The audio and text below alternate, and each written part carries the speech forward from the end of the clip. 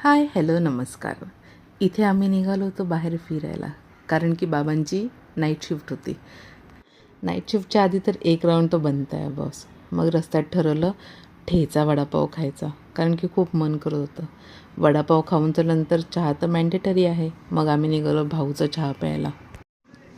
आम्ही वडापाव खाल्ला म्हणून बंकूला आणि अविराला लागली होती पॉपकॉर्नची भूक. हो, फक्त पॉपकॉर्नची भूक.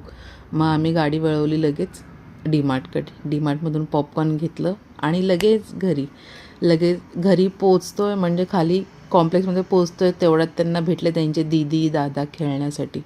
पण बंकूच्या हातातून काही ते पॉपकॉर्न सुटेना, कारण की पॉपकॉर्न हा विषय त्याचा खूप जीवापाड आहे. जीव की प्राण म्हणू शकता. त्याला पॉपकॉर्न मिळाले तर त्याला जेवण नको असं, त्याला काहीच दिसत नाही समोर.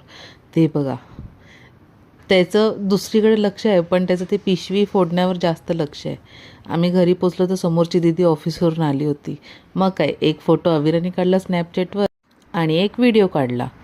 दुसऱ्या दिवशी आले होते सकाळी साईचे मामा, गावावरून आले होते ते. मग त्यांच्याबरोबर हे 2 फोटो काढले.